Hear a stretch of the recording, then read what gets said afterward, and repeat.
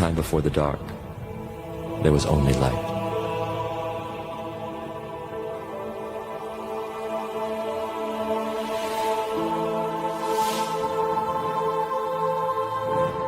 Till the yawning veil fell across the sky, separating space and night,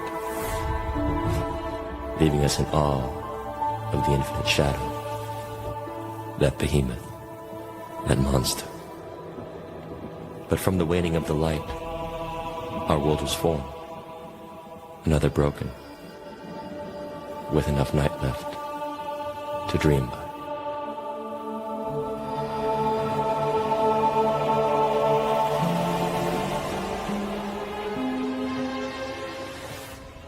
You know, when I was a child, I realized that my parents were Buddhists, but I was raised as a Presbyterian. And so I realized that there were two conflicting points of view. In Buddhism, there is no God, there's no beginning, there's no end, there's only timeless nirvana. But in the Presbyterian Christian tradition, there is Genesis. God said, let there be light. How can you combine Genesis with nirvana? Impossible, right? Nope. You can combine it with the multiverse. You see, our universe did have a beginning. Our universe had a big bang. There was a Genesis.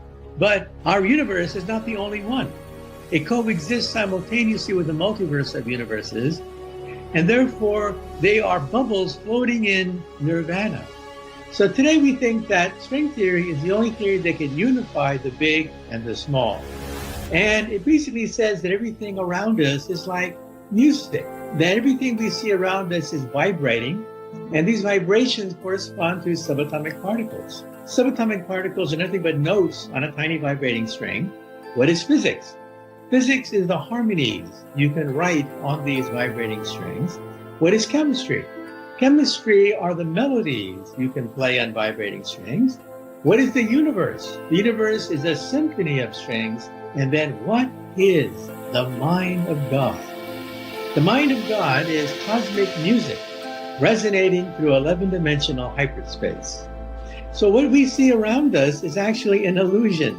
We're only looking at the tiniest sliver of what actually exists. Our 3-dimensional world is not really the world at all. We've been hoodwinked. If we think of this reality as like a television channel, like a holographic television channel, we're only seeing the frequency that channel operates on. The electromagnetic spectrum is not what we conceive, and yet that's what 0.005% they say of what exists in this universe.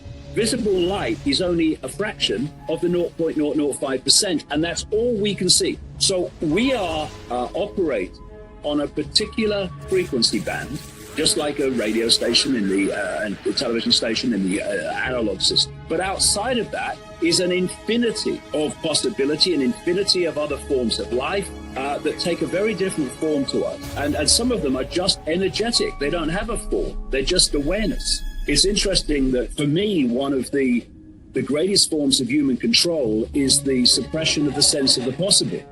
Because once you have a situation where you have persuaded people that only this is possible, then anything that you're doing outside of that sense of the possible will be rejected by reflex action. They can't be doing that. It's not possible. Growing up in Hollywood movie sets, I was introduced at a very young age to the mystery of consciousness. Because movies, like magic, manipulate our senses, our minds, our feelings. They make us question the very nature of reality. For instance, it takes months, if not years, to create an experience that literally lasts for only a few minutes of your time. Humans, playing fake characters with real emotion, create a self-contained fictional universe that lives on, like a parallel universe, even after you're done watching it. And if you're watching this, then we're having a multidimensional experience of many different timelines, all coinciding at this moment. But the director, like a magician, decides what you get to see and where the frame ends. And that's where I want to go.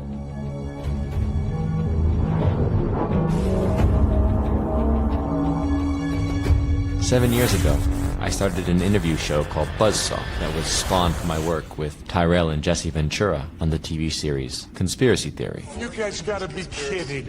I grew up with that term, conspiracy theory, surrounding me.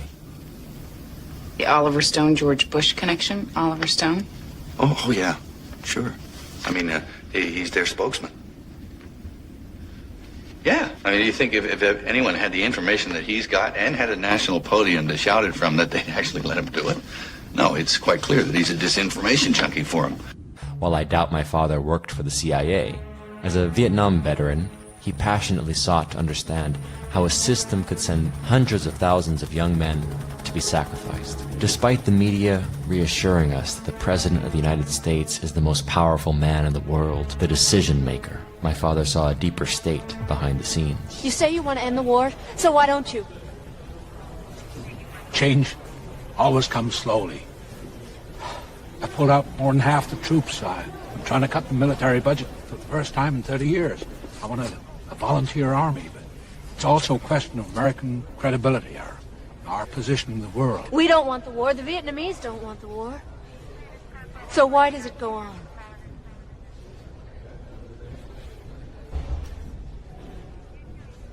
You should be going, Mr. President. Okay. Please. You can't stop it, can you? Even if you wanted to. Because it's not you. It's the system. The system won't let you stop it. 19-year-old college kid. What? She understood something that's taken me 25 years in politics to understand. The CIA, the Mafia, those Wall Street bastards. Sir? The beast. 19-year-old kid. She called it a wild animal. Yes, sir. He called that system the Beast, after W.B. Yeats's poem. But it ends so beautifully ominous. What rough beast its hour come round at last, slouches toward Bethlehem to be born. Yes. This country stands at such a juncture. And it reminded me of the words of Paul to the Ephesians, "Put on the full armor of God, for our struggle is not against flesh and blood, but against the archons, against the authorities, against the powers of this world's darkness, and against the spiritual forces of evil in the heavenly realms." But how did I come to such a metaphysical conclusion? I think my path was similar to that of Ted Gunderson, who was at one time a candidate for director of the FBI. I retired from the FBI March 1979. At that time, I was in charge of the FBI Los Angeles Division. I had more than 700 personnel under my command. When I first came out of the FBI, as I said, I came out in 1979. Attorney General Griffin Bell hired me to coordinate security for the Pan American Games. And I came back and started my own international security consulting firm in Los Angeles, California. And I was a consultant for the '84 Olympics in Los Angeles. And one of my first cases that I handled, I was contacted by some of Dr. Jeffrey R. McDonald's doctor friends. What happens when a narrative takes the place of reality? The infamous crime happened back in 1970. Dr. Jeffrey McDonald has been charged with the murders of his pregnant wife and their 2 young daughters. McDonald blamed the crime on a group of hippies. Either Jeffrey McDonald slaughtered his family and then tried to hide that fact, or there were intruders imitating the Manson family, including a girl with a floppy hat who attempted to kill him and killed his family. It's not the kind of guy who does this. This case had so much publicity. It was on the headlines every day. A best-selling book, the miniseries. The television movie Fatal Vision.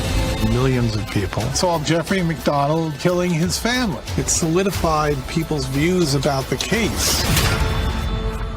Does it seem strange to you that no one else has confessed? It's not really quite accurate to say that no one has confessed. According to Helena Stokely, I obtained a confession from her.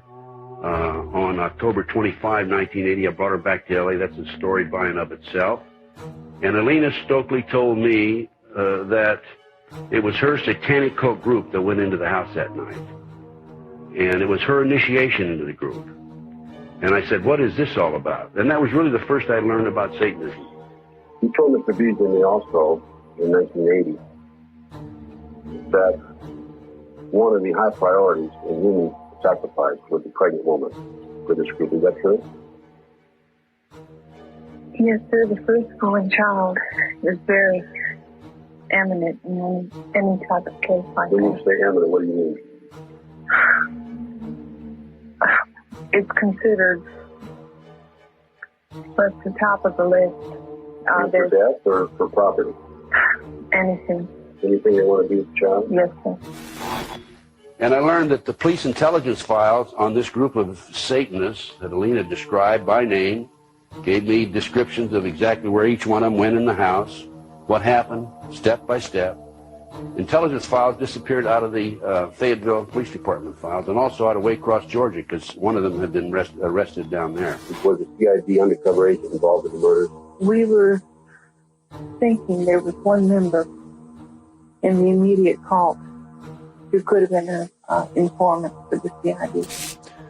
I went on national television, a number of national TV shows, and I had people calling me from all over the country, telling me the same basic story, from the East Coast to West Coast, North and South. And I had people that, what you'd call them multi-generation Satanists. That's somebody who was born into it, mother, father, grandfather, grandmother are involved in Satanism. And adult survivors, that's somebody that gets out, usually has to go into hiding to survive. I had these people call me from all over the country telling me about the ceremonies and about the extent of the satanic movement in this country today. Now, for those of you thinking this is Geraldo Rivera's satanic panic, let's be clear. Anton LaVey's Church of Satan was not organizing the pedophilia and daycare centers, rock bands hailing Satan, or Richard Ramirez's murder spree. But those things did happen in the 80s. And as my favorite horror film was telling us, the children were in danger, but the parents were not listening. No, trust us. It's not you I don't trust, it's just... Being raped by a gun up my vagina, with men standing around me, masturbating on me. That is not only child abuse. I think that's child abuse perpetrated by a group of people who shared a belief system that said... What was the... God knows what it was. You were how old? I was less than 5 years old. There is no such thing as an organized Satanist religion. Satanism, by its very nature, is indefinable, except its opposition, in a radical sense, spiritual opposition to a lot of Christianity and basically all monotheistic faiths. Please, God. This is God. So all of a sudden it becomes a satanic panic. But one of the bases of the narratives, well, there are all these people out here who believe in this worldwide Satanist conspiracy, okay? Well, which people? What do you mean by a Satanist conspiracy? You know, it's like, it sounds woo-woo, it sounds ridiculous. Shem-Ham Farash. Shem-Ham Farash. Hail Satan. Hail Satan. And that became almost a pattern, almost like a drumbeat in the 90s, and it still goes on today. You know, but what's appalling is, you know, it's now become an assumption thanks to organizations like Wikipedia, and a lot of this argument can't really be addressed because all somebody has to do is yell conspiracy. It's like yelling communist, and like thought shuts down. If a person does all these things over a period of time, he must be a communist. I mean, one of the ironies of this is that when the Catholic Church child abuse scandal with the priest came out, like everybody bought into it, but a lot of the data was basically the same. But it was like, it's okay to see some kind of grand conspiracy in the Catholic Church to abuse children, but when you bring up Satanism, it's like it's all a witch hunt. Well, you could say the same thing about the Catholic Church. And the Oscar goes to Spotlight. Organized pedophilia and child abuse. I mean, this is a no-brainer if you talk to law enforcement. In 1989, I was contacted by a gentleman by the name of Ed Weaver, a wonderful Christian man in Lincoln, Nebraska. But he said, we have a real problem here in Nebraska. One of the grimmest and most disturbing examples of heinous crimes, institutional corruption and abuse of political power, is said to have occurred back in the mid to late 1980s in the heartland of America, and it is known as the Franklin Conspiracy or the Franklin Cover-Up. The conspiracy involved a child pedophilia ring allegedly involving prominent politicians and business leaders in the Omaha, Nebraska area, with ties leading all the way to some of the most powerful circles in Washington, D.C. John DeCamp's book on the Franklin scandal itself, the Franklin Cover-Up, I believe it was called, was elucidating because John himself was a former Phoenix operative, if I understand, basically within the CIA apparatus in Vietnam, working for William Colby, who became CIA director thereafter. So DeCamp is not an uninformed person to have then investigated this in Nebraska and come up with that first book, which I think inspired some of your research and work. John DeCamp's book inspired me to go out to Nebraska and check it out. Same with Conspiracy of Silence. Conspiracy of Silence was a documentary that was going to be shown on the Discovery Channel in the UK, and its funding was suddenly, the plug was pulled on it. It's a web of intrigue that starts in our Holy of Holies, Boys Town, Nebraska, one of the most respected institutions in the United States, and spreads out like a spider web to Washington, D.C., right up to the steps of the nation's capital, the steps of the White House, involves some of the most respected and powerful and richest businessmen in this United States of America. And the centerpiece of the entire web is the use of children for sex and drug dealing and drug couriers, the compromising of politicians, the compromising of businessmen, but worst of all, the corruption of key institutions of government that have the duty and responsibility to make sure these things never happen. In this particular case, the FBI and the IRS raided the Franklin Credit Bureau, which was a credit bureau established in the minority neighborhood in order to furnish banking and financial opportunities to the minorities. People on the board of directors included people like Harold Anderson, who was past publisher of the Omaha World Herald, other very prominent citizens. And as a result of the raid, there was publicity. Larry King, by the way, was the individual who was president of the Savings and Loan. Not Larry King, alive, CNN, but Larry King, a black man, a fast-rising star in the Republican Party, had sung the national anthem in Texas at the Republican National Convention, and New Orleans at the Republican National Convention. Can you see by the dawn's early light? So ultimately what happened with the Franklin scandal is the Nebraska Senate found out about Lawrence E. King, who was one of the pimps in this pedophile network, and started to dig into this and investigate it. And what happened was the state and both the federal government just came after the senators really, really hard. I was very disappointed with the way the FBI and law enforcement treated the victims. They, in fact, turned them into the offenders, so to speak. Instead of taking the evidence that was delivered to them by the victims, they seemed to bear down and try to get the victims to change their story. There was 3 boys that I had seen at one of the receptions at the country convention were there, and I'm almost positive they were Boys Town boys. Almost positive. They were there. I realized what that look in their eye was back then. It was fear. It was fear of every, I mean, I had witnessed, firsthand things that would, destroy this city. People, a position, what I mean? It's not going to be believed, they said. It will not be believed. You will be found guilty of perjury, and they weren't telling me maybe. They were saying, you're not, there's no way. You go on with this story, you're going to jail. The lead investigator of the Senate subcommittee, his plane mysteriously broke up in midair and he was killed. His son was killed after he'd allegedly uncovered some critical evidence to uncover this pedophile network. National Transportation Safety Board investigators say wreckage from the crash is apparently strewn over a 3/4 to 1 mile long stretch in this field. The fact that the wreckage is scattered over a large area certainly demonstrates that it did break up in flight. I managed to acquire all his investigative reports and all his investigative documentation. I had a list of over 60 victims, and it was up to me to put it all together. I drove around the country looking for victims, and these kids were very, very hard to find. Well, now they're young adults, but a lot of them came from lower socioeconomic backgrounds, and they were turned on to drugs. That was a big carrot for these pedophilic pimps, was give the kid drugs, and then so they were turned on to drugs and repeatedly molested, and ultimately when they reached a point where they weren't marketable anymore, they were expunged by the networks.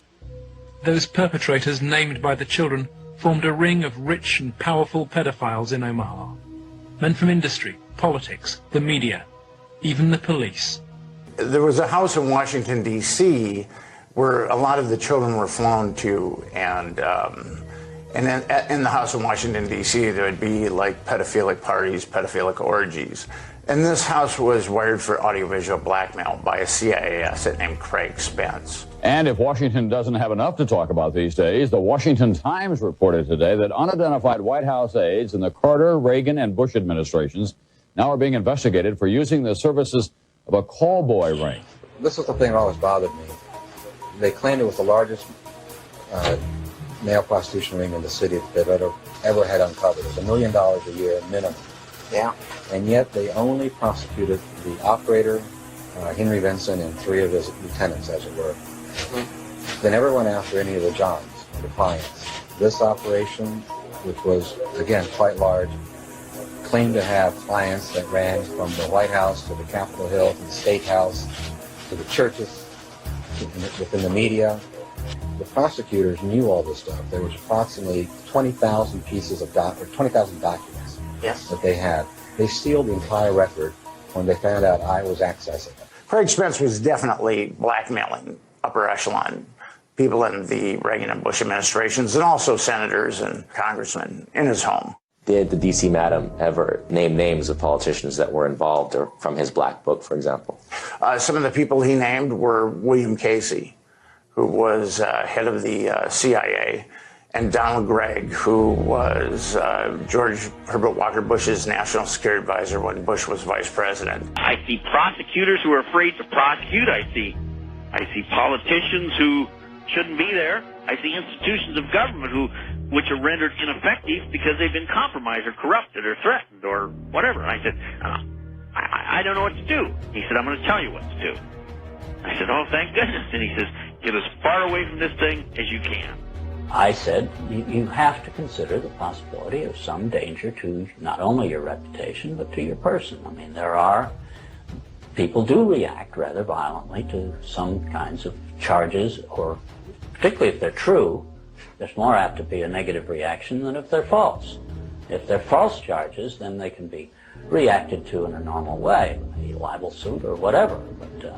But if there's truth in it, there can be a danger in that situation. We've seen that happen in other cases. One of the more famous cases, I think, was Johnny Gosch, and there's been a recent film that you helped produce on the question of who kidnapped Johnny Gosch. Sunday, September 5th, approximately 6 a.m. 12-year-old John Gosch had been delivering papers in this affluent neighborhood of West Des Moines. That was the last time he was seen. The parents believe the boy is alive and has been kidnapped. Johnny, we love you. We're waiting for you to come home. We're doing everything in our power to get you back. Take care, babe. He was the poster child, the first milk carton kid, if I'm correct, and he basically disappeared in the 1980s, and it turns out that he seems to have been trafficked into this same Nebraska pedophile ring, no?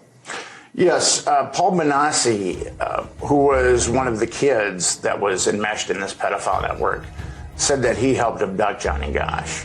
And I think if the police and the FBI had given him any credibility whatsoever, they could have probably found Johnny Gosch. But because the FBI was so concerned about covering up Lawrence King's pedophile network, they couldn't give Paul Benassi any credibility. So ultimately, any leads that were gleaned from Paul Benassi were completely ignored by law enforcement. And Paul Benassi actually sued Larry King, the key figure in the Franklin government, and actually won the suit, and Lawrence King went to prison. Paul told me and has drawn for me the living quarters of the White House. The public's not allowed in the living quarters of the White House. There's no question in my mind Paul is telling the truth. Please go ahead and answer all questions. I was created by a government program. Which government program? Monarch. And what is Monarch? Monarch is an operation that was created by the United States government to create spies for other countries. They use children for the purpose that they're easily integrated into multiple personalities because they can dissociate. Monarch is a program that is run by Michael Angelo Aquino, who was an Army Reserve colonel at Presidio. He is also the leader of the Temple of Set. He also runs a child daycare center. He also is involved in human sacrifice. Paul Benassi was not the only person to claim to have been part of a mind control program directed at creating multiple personalities in children, nor the only one to claim Michael Aquino's involvement. People who were using Satanism and horrific blood traumas, for example, did not worship Satan per se. That's a religious belief. They're not theologians, they're scientists to do what they do and to carry it out. And I think a good example of that would be Lieutenant Colonel Michael Aquino, the founder of the Temple of Set. The Temple is the only international satanic religious institution fully recognized by the United States government. They had satanic rituals going on. There was an altar in there, and all of the graffiti on the wall would indicate that. Let's see if I can see it. How'd you find this place? This is a fortification during World War II. During World War II, where they had gun batteries. I can see a pentagram painted on the wall. I can see the words Prince of Darkness. On this wall, I see several inverted crosses and other obvious satanic ritualistic paintings.